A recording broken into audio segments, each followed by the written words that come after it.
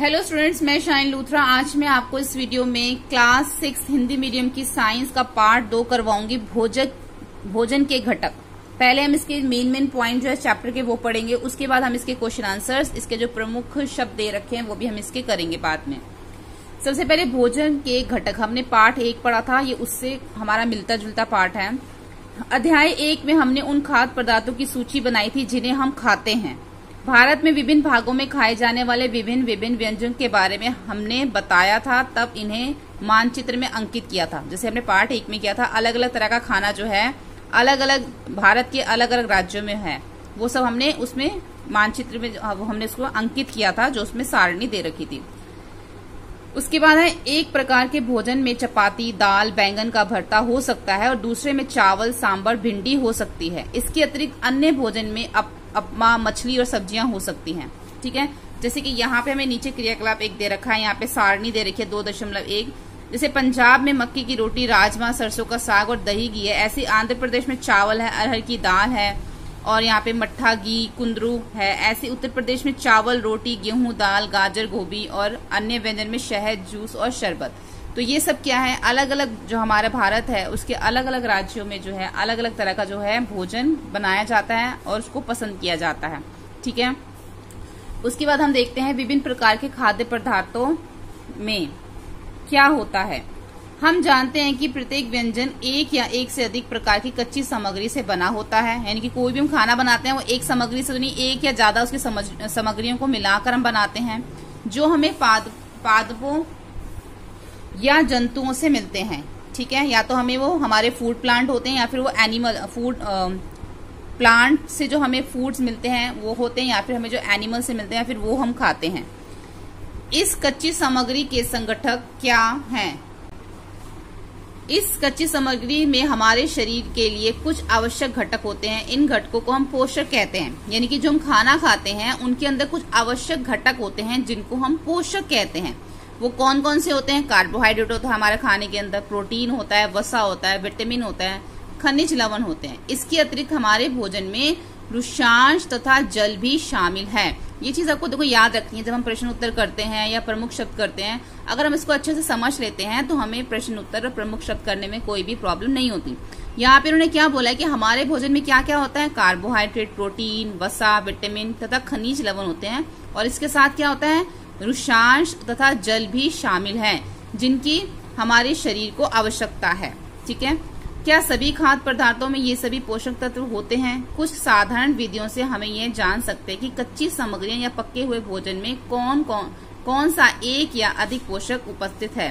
जैसे carbohydrate, protein, वसा के परीक्षण अन्य पोषक के परीक्षण से अपेक्षा सरल है। यानी कि इसका जो एक्सपेरिमेंट करते हैं उसके बारे में बताया हुआ है।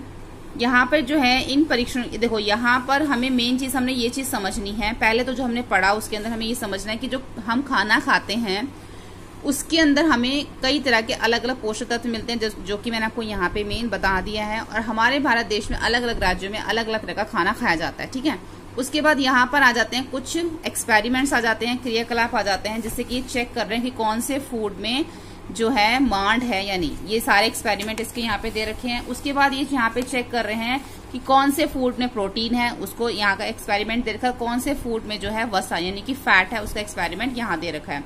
ये उसकी जो सारणी है उसको हमने यहाँ पे इसको फिल कर रखा है। मेन जो बहुत इंपॉर्टेंट पॉइंट है उसके हम वो करेंगे, जिससे हमारे क्वेश्चन आंसर और प्रमुख शब्द जो है जिसको हम पढ़ के समझ सके। उसके बाद आ जाता है विभिन्न पोषक हमारे शरीर के लिए क्या करते हैं। यानी कि जो हम खाना खाते हैं उनसे जो हमें पोषक मिलता है वो हमारे शरीर में करते क्या है? कार्बोहाइड्रेट मुख्य रूप से हमारे शरीर में ऊर्जा प्रदान करता है। ऊर्जा किससे मिलती है? हमें कार्बोहाइड्रेट से। वसा से भी ऊर्जा मिलती है। यानी कि हमें ऊर्जा 2 चीजों से मिलती है, कार्बोहाइड्रेट से और वसा से। हमें ये याद रखना है। वास्तविकता यह है कि कार्बोहाइड्रेट की तुलना में वसा की समान मात्रा में हमें अधिक ऊर्जा प्राप्त होती है। यानी कि कार्बोहाइड्रेट की तुलना में अगर हम कार्बोहाइड्रेट और वसा को देखें तो हमें वसा से ज्यादा ऊर्जा मिलती है। यानी कि फैट से हमें ज्यादा ऊर्जा मिलती है।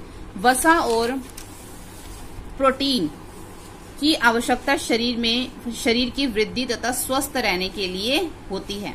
अब हमारे शरीर को वसा और प्रोटीन की जो आवश्यकता है शरीर को किस लिए लगता है? उससे हमारा शरीर स्वस्थ रहता है।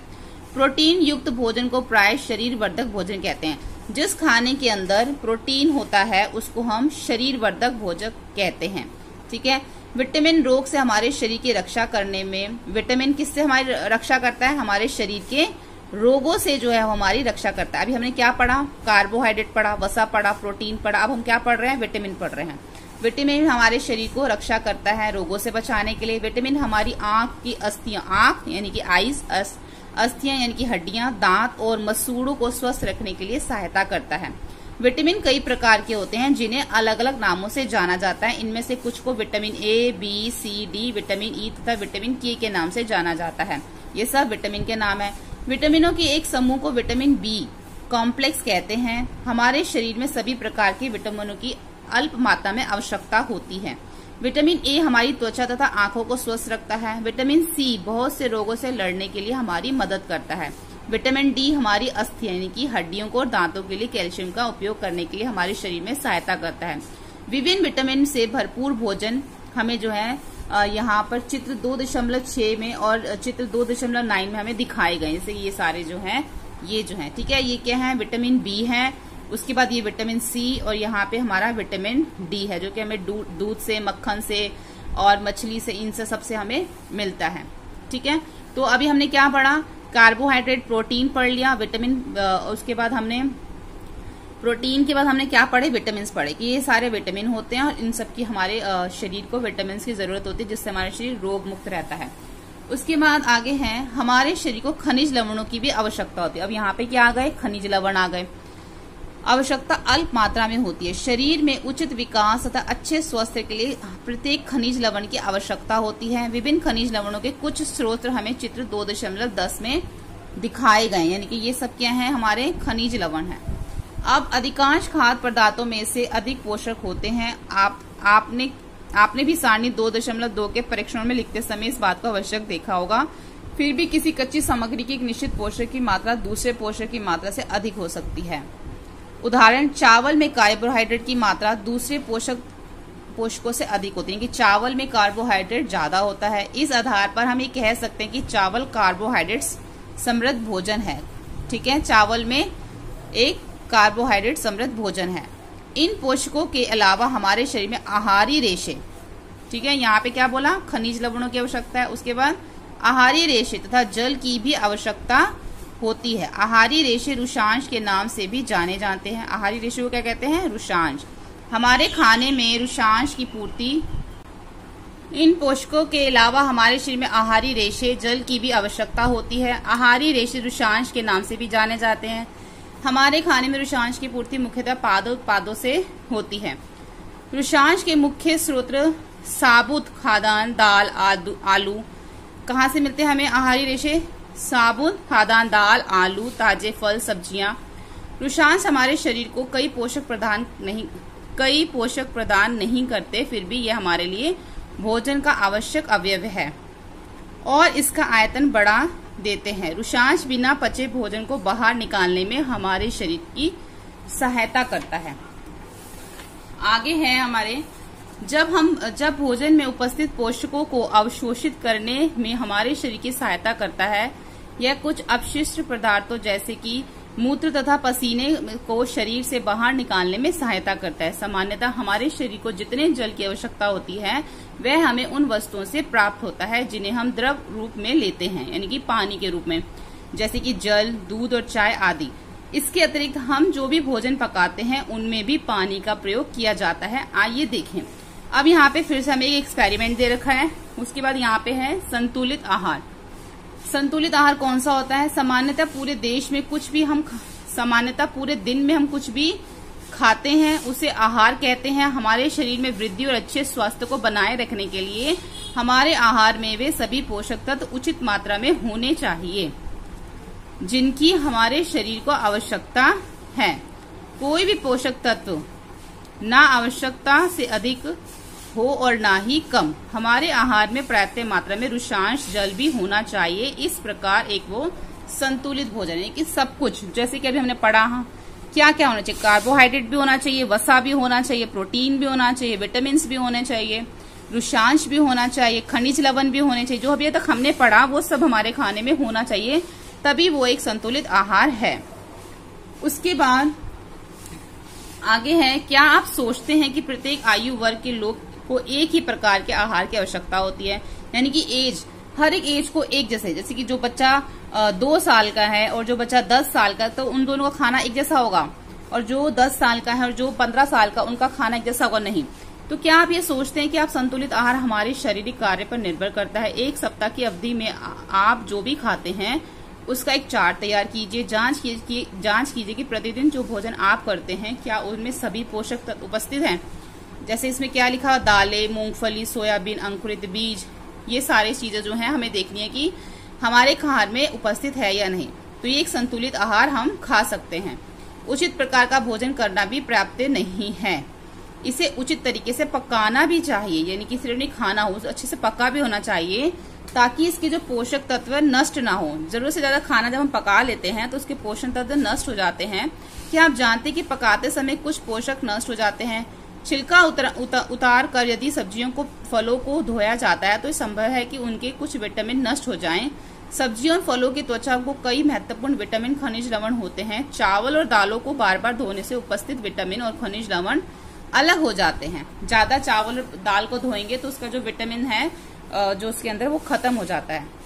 हम सभी जानते हैं कि पकाने से भोजन का स्वाद बढ़ता है तथा इसे पचाने में आसानी होती है। इसके साथ साथ पकाने में कुछ पोषण तत्वों की हानि भी हो सकती है। यानी यदि भोजन पकाने में अत्यधिक जल का उपयोग किया जाता है और बाद में इसे फेंक दिया जाता है तो कोई लाभदायक प्रोटीन तथा खनिज लवणों की हानि हो सकती है। ठीक है, कई बार हम क्या करते हैं, जैसे चावल को बॉईल करते हैं तो काफी सारा पानी डालते हैं, उसके बाद क्या करते हैं, सारा पानी जो फेंक देते हैं, तो जो उसके अंदर कार्बोहाइड्रेट जो भी चीज उसके चावल से मिलती है तो क्या होता है, वो सारा निकल जाता है। तो इसलिए उससे क्या होता है, तो कोई लाभदायक प्रोटीन तथा खनिज लवणों की हानि हो जाती है। पकाने में विटामिन सी आसानी से गर्मी से नष्ट हो जाता है। क्या यह उचित नहीं होगा कि हम अपने आहार में फल और कच्ची सब्जियों को सम्मिलित करें?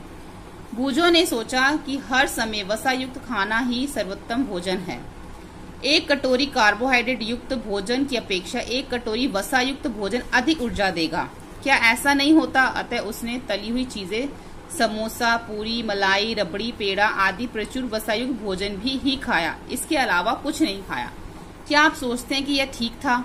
निसंदेह नहीं। इतना अधिक वसायुक्त भोजन खाना हमारे लिए बहुत हानिकारक हो सकता है। हमारे भोजन में वसा की मात्रा अत्यधिक मोटापे का कारण बनती है। उसके बाद अब वो चीजें हैं, वो रोग हैं जो हमारे खाने की कमी में हमारे शरीर में कमी हो जाती है, उससे हमें जो रोग लगते हैं,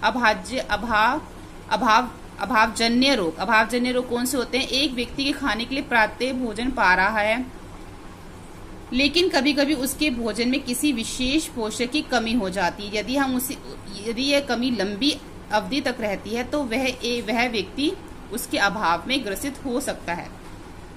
एक या अधिक पोषक तत्वों का अभाव हमारे शरीर में रोग अथवा विकृतियां उत्पन्न कर सकता है। वे रोग जो लंबी अवधि तक पोषकों के अभाव का कारण होती है उसे अभावजन्य रोग कहते हैं। जैसे कि मान लो हम कोई खाना खा रहे हैं, उसमें प्रोटीन नहीं है और बहुत लंबे समय तक हमारे खाने में प्रोटीन ही नहीं है, तो हमारे अंदर प्रोटीन की कमी हो सकती है। या फिर हम कोई ऐसा खाना खाते हैं जिसमें कैल्शियम की कमी है, हम दूध नहीं लेते, हम अंडे नहीं लेते, तो एक लंबे समय तक अगर हम ये चीज नहीं लेते तो हमारे अंदर कैल्शियम की कमी हो सकती है, जिसको हम अभावजन्य रोग कहते हैं।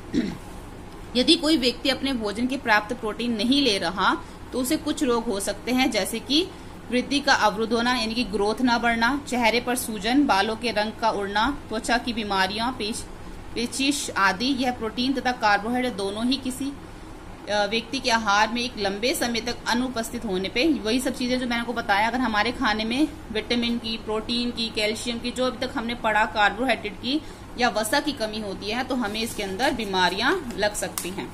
ठीक है, इस अध्याय में हमने स्वयं से यह जानने की कोशिश की कि विभिन्न क्षेत्रों में भोजन की इतनी अधिक विविधता होते हुए भी आहार के पोषक तत्वों का वितरण सामान्य है। यह वितरण हमारे भोजन के आवश्यक पोषक तत्वों की उपस्थिति को सुनिश्चित करता है। तो यहाँ पर हमारा ये पार्ट जो है खत्म हो जाता है। अब हम इसके क्वेश्चन आंसर करते हैं और साथ में इसके जो प्रमुख शब्द हैं वो भी हम इसके करते हैं। पहला है हमारा प्रमुख शब्द संतुलित आहार। जिस आहार में हमारे शरीर के आवश्यक सभी पोषक उचित मात्रा में हो वो हमारा संतुलित आहार है, यानी कि विटामिन, प्रोटीन, कार्बोहाइड्रेट, वसा सब कुछ हो तो हमारा संतुलित आहार है। उसके बाद है बेरी बेरी, विटामिन B1 की कमी से ये होता है, जो कि जिससे हमारी मांसपेशियां कमज़ोर हो जाती हैं और हमारे शरीर में काम करने की ऊर्जा भी कम हो जाती है बेरी बेरी में। उसके बाद है कार्बोहाइड्रेट। कार्बोहाइड्रेट क्या होता है, दैनिक कार्य के लिए ऊर्जा उपलब्ध करते हैं, यानी कि जो हम खाना खाते हैं उसमें हमें कार्बोहाइड्रेट मिलता है, और उससे कार्बोहाइड्रेट से हमें क्या मिलता है, जो डेली हम काम करते हैं उससे हमें ऊर्जा मिलती है, काम करने की शक्ति मिलती है। और ऊर्जा क्या होता है, ऊर्जा जो होता है कार्य करने की योग्यता और क्षमता को हम ऊर्जा कहते हैं, कि जो भी हम कार्य करते हैं उसको जो हमारे अंदर करने की जो कैपेबिलिटी होती है उसको हम क्या कहते हैं, ऊर्जा कहते हैं। खनिज क्या होते हैं, शरीर में समुचित विकास और अच्छा स्वास्थ्य बनाए रखने के लिए जरूरी है। क्या, खनिज। पोषक हमारे शरीर के लिए आवश्यक घटक हैं। प्रोटीन शरीर वर्धक भोजन शरीर की वृद्धि और मरम्मत के लिए आवश्यक है। रुशांश जो है आहारीय रेशे जो मुख्यतः भोजन के पादप उत्पादों द्वारा उपलब्ध कराए जाते हैं, यानी कि जो हमारा भोजन पौधों से जो आता है उनमें पाए जाते हैं ये। उसके बाद है स्कर्वी। स्कर्वी जो है विटामिन C की कमी से मसूड़ों से खून आना होता है। मांड यानी स्टार्च हमारे भोजन में पाए जाने वाला कार्बोहाइड्रेट का एक रूप है। विटामिन रोगों के विरुद्ध हमारे शरीर की रक्षा करते हैं विटामिन। और मोटापा शरीर में वसा का अत्यधिक, यानी कि जो वसा है, जो जिसको हमारे बॉडी को रिक्वायरमेंट होती है, वसा भी हमारी बॉडी के लिए जरूरत होती है, लेकिन जब बहुत ज्यादा वसा हो जाता है तो उसको हम मोटापा कहते हैं। ठीक है, उसके बाद प्रश्न उत्तर देखते हैं। हमारे भोजन में मुख्य तत्वों के नाम लिखिए, मतलब जो हमारे भोजन जब खाते हैं उसके मुख्य तत्व कौन से, कार्बोहाइड्रेट, प्रोटीन, वसा, विटामिन और खनिज, ये हमारे भोजन के मुख्य तत्व हैं। साथ ही आहार और आहारी रेशे और पानी भी शामिल है। प्रश्न 2 है, निम्नलिखित के नाम लिखिए। पहला है पोषक जो मुख्य रूप से हमारे शरीर को ऊर्जा देते हैं, कार्बोहाइड्रेट और वसा। दूसरा है पोषक जो हमारे शरीर में वृद्धि और अनुरक्षण के लिए आवश्यक है, प्रोटीन और खनिज। तीसरा है वह विटामिन जो हमारी अच्छी दृष्टि के लिए आवश्यक है, विटामिन ए। और वह खनिज जो अस्थियों के लिए आवश्यक है, वो है कैल्शियम, यानी कि हड्डियों के लिए। तो ऐसे खाद्य पदार्थों के नाम लिखिए जिनसे निम्न पोषक प्रचुर मात्रा में उपलब्ध होता है, जैसे वसा या मांड या आहारी रेशे या प्रोटीन। वसा से जो है हमें मक्खन और मूंगफली मिलती है। और वसा में क्या होता है, मक्खन मूंगफली होते हैं, ऐसे जो खाद्य पदार्थ है जिसके अंदर क्या प्रचुर मात्रा में पोषक, ठीक है, वसा के अंदर होता है, जैसे कि मक्खन मूंगफली। और मांड के चावल और आलू के अंदर भी जो है पोषक होता है। अगर हम ऐसी चीजें ज्यादा खाते हैं, मक्खन, मूंगफली, चावल, आलू, और जो आहारी रेशे होते हैं, यहाँ पर आएगा साबुत अन्न। आहारी रेशे होते हैं साबुत अन्न, ताजा फल। प्रोटीन होता है दालें और मछली। ये सब क्या है, इन सब में हमारे पोषक होते हैं। ठीक है, उसके बाद प्रोटीन हमारा कहाँ से मिलता है, दालों से, मछली से। हम अगर मांस खाते हैं तो उसमें प्रोटीन होता है। प्रश्न 4 है, इनमें से सही कथन को हमने सही टिक लगाना है। केवल चावल खाने से हम अपने शरीर की पोषक आवश्यकताओं को पूरा कर सकते हैं, ये रॉन्ग है। सिर्फ चावल खाने से हमें सारे पोषक नहीं मिल सकते, पोषक तत्व।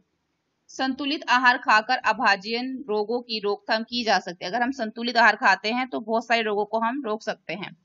शरीर के लिए संतुलित आहार में नाना प्रकार के खाद्य पदार्थ होने चाहिए, ये बात सही है, इसलिए सही है ये। शरीर को सभी पोषक तत्व उपलब्ध कराने के लिए केवल मांस पर्याप्त होता है, ये हमारा रॉन्ग है। ठीक है, इसमें से सही कौन सा है, ख और ग, ये दोनों हमारे सही हैं, और हमारा क और घ जो है ये हमारा रॉन्ग है। प्रश्न 5 आ जाता है, रिक्त स्थान की पूर्ति कीजिए। रिकेट्स विटामिन डी के अभाव से होता है, और विटामिन बी की कमी से बेरी नामक रोग होता है। विटामिन सी के अभाव से स्कर्वी नामक रोग होता है, और हमारे भोजन में विटामिन ए के अभाव से रंतोदी होता है। तो यहाँ पर हमारा ये चैप्टर जो है कंप्लीट हो जाता है। होपफुली आपको ये वीडियो हेल्पफुल लगा। वीडियो हेल्पफुल लगे तो प्लीज लाइक, शेयर, सब्सक्राइब करें। Thank you.